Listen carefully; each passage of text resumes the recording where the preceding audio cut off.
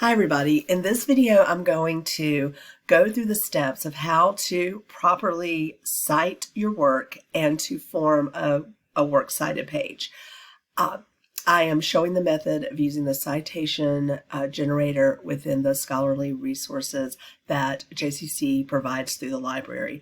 You can also use these methods if you use a citation generator with another type of database, or if you're creating it using the Purdue OWL site or another way of gaining the citation. The bottom line is that you have to make sure your formatting is correct, and you can't depend on the citation generators to do that correctly. They are a great tool. It's a definite time saver. I always sort of tell students, don't try to manually form your citations, because you'll probably make more mistakes than the citation generator does. But the citation generators are not foolproof, and you need to check everything.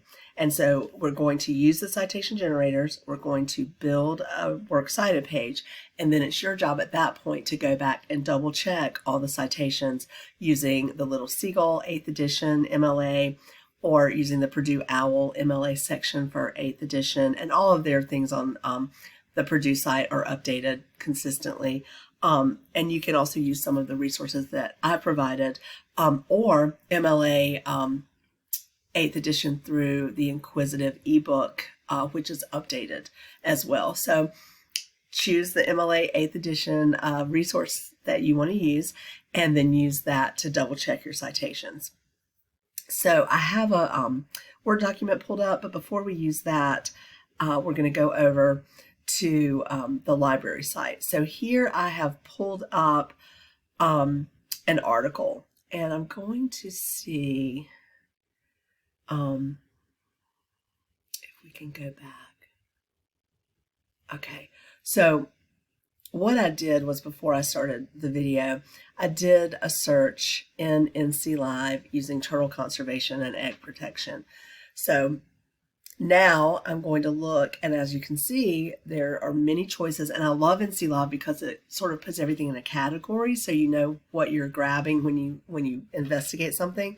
So in this case, and I think you should do this as well, I always go to the scholarly articles first, and I sort of see what's available there. Then you can also use the other things that are available through NC Live, such as videos, journals, newspapers, magazine articles, ebooks, all sorts of things, to find additional sources. But I always try to go to the scholarly resources, just because those are sort of the top level for research. So I'm going to click on this one that I had already pulled up, and then we're going to talk about how to pull that citation. So over here, there's a little menu, and I would encourage you to sort of play around with this, some of the things that you can do. I always suggest that you either download the article that you have interest in using. That doesn't mean you're going to always use that in a paper, but as we've talked about, when you're a researcher, you're gathering a lot of different things, and then when you actually write the paper, in this case, you're only required for the research paper to use 3 sources.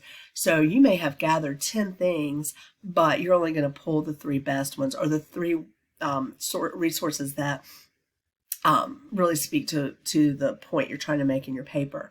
But I think it's a good idea to, as you find things that you think will work, go ahead and save them in some way, because time is very important. We're all busy. You don't want to have to redo things. So the worst thing to do is to remember, a great source of information and then not be able to go back and find it later, because it might be a few days later and you forgot what database you found that in, or what it was. So a couple of things I suggest is you can download it if you have a computer that allows downloads. Of course, I don't think you can do that with Chromebooks, but certain devices you can download. But if you can't download, or you just don't want to, you can email it to yourself, and it will email you a link. So that's kind of nice. And then within your email, you could even, sort of save things into a category. You could print it. I don't always suggest printing because that's just a lot of paper that you may or may not use, but of course that's an option. The other thing about printing is sometimes the articles can be like 20 pages long, and that's just a lot of paper to kind of keep up with. There's some additional options over here, and this sort of opens it up to everything. So there are ways to save it to a cloud or, export it in certain ways. So you can sort of explore that on your own just to see what may work best for you. So for this video, we're talking about how to cite things. So I'm going to go ahead and let the citation generator do the work for me. Now I know, and I'm going to repeat this 1,000 times, as a student, as a writer, I am going to know that if I use a citation generator to help me, I still am responsible to go back and double check all the parts of that citation, because citation generators are basically just computer programs that pull information from the article in a certain order that's in that formula, but they can get it wrong. So because it's not a person doing this for you, it's actually a machine, it's actually a computer program that's doing it, and it can have errors. So the first thing you need to do is go to this drop-down menu and choose the formatting that you're using for that particular paper. So at JCC, we use APA for English 112, and we use MLA for English 111. So we're in English 111, so we're going to go down and we're going to choose MLA 8th edition because that's the most recent edition. So it's important to use the updated edition for whatever formatting you're using. All right, so double check, we see MLA 8th edition, and then we see the citation here. So what we're going to do is we're going to copy this. And as you can see here, it's showing the hanging indent. But when we copy it over into a document, that hanging indent formatting is going to go away, and we have to reestablish that formatting. So we're going to copy it.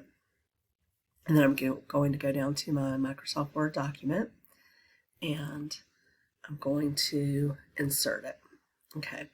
Before I sort of manipulate the formatting, I'm going to go ahead and center my title just so I don't forget. And that has to be works cited for MLA, okay? Because I know I can't have extra spacing, I'm going to take this little extra spacing out down here, hopefully, if it will let me. It may not let me. I think I'm just going to manipulate it by just doing the double spacing. So I'm going to tell it double space.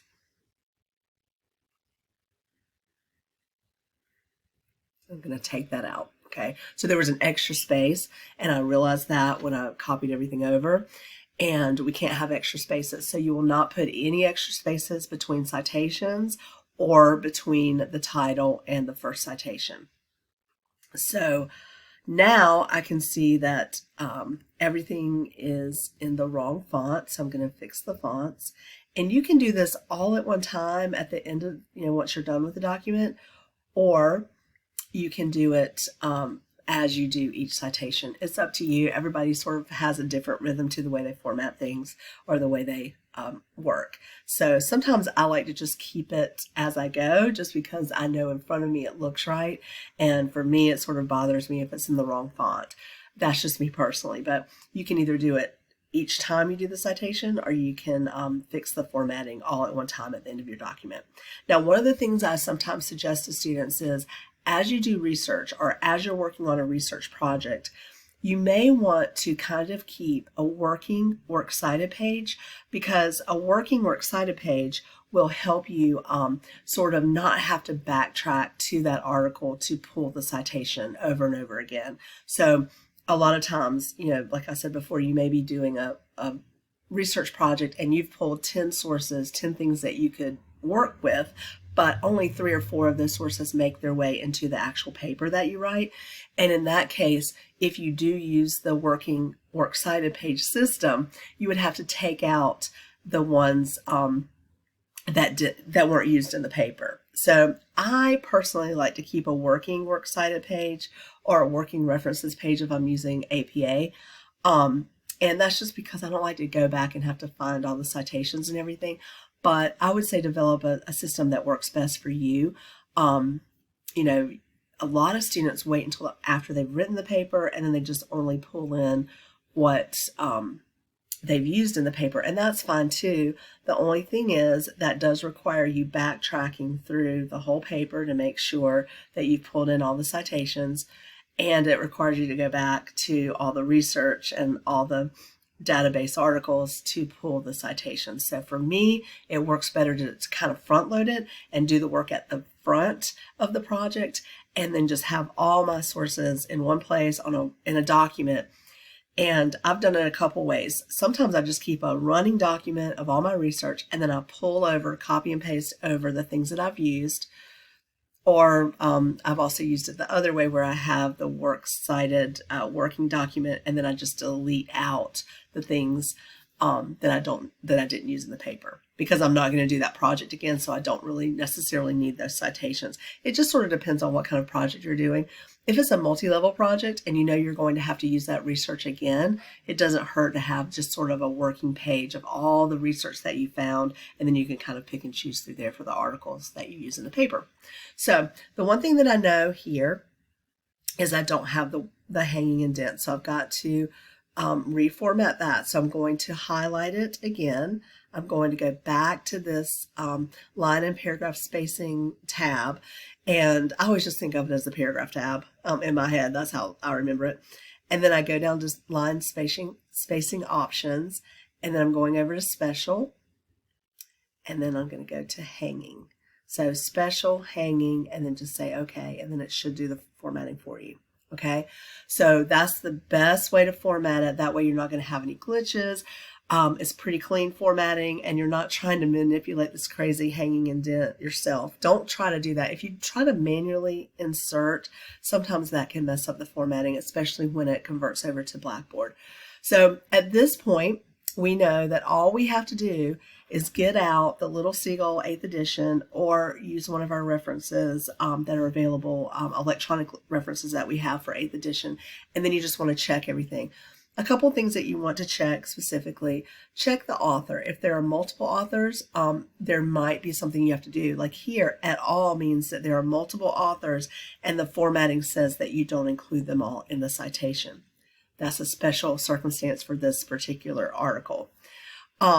Pay close attention to how the title should be shown in the citation. Pay close attention to how the publication should be shown. In this case, it's italicized, so that's something that you want to look at. Also, with journal articles, you'll usually have a volume number and page numbering. And here, you're showing the database where it originally came from. So NC Live is sort of a holding space for a lot of different databases. That's why I start with NC Live, because it pulls in a lot of things from different places.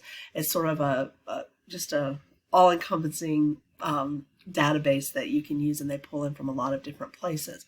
So in this case, it originated with ProQuest, and then NC Live pulled it over.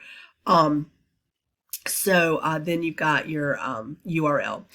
If there is a DOI, it's more common to just use the DOI. So look at the citation suggestion and then correct it if that is wrong. Also, pay close attention to dates. Are you supposed to have a date in the citation? If you are, sometimes you do have to enter that yourself manually, because it doesn't always carry over from the Citation Generator. So make sure you use that guide in the Little Seagull, the Purdue, or the resource that you're using for MLA 8th edition, and then check every little piece to it, because the citation has to have the correct order and the correct information in the correct formatting. So I hope this helps. I hope this helps you get your works cited page and all your citations in the correct formatting. Also, don't forget that all of your citations have to be in alphabetical order. You can go up to the to this little tab and sort it alphabetically, and that the formatting should be able to help you there with that. You can also manually alphabetize it. So good luck with the work. If you have any questions, let me know.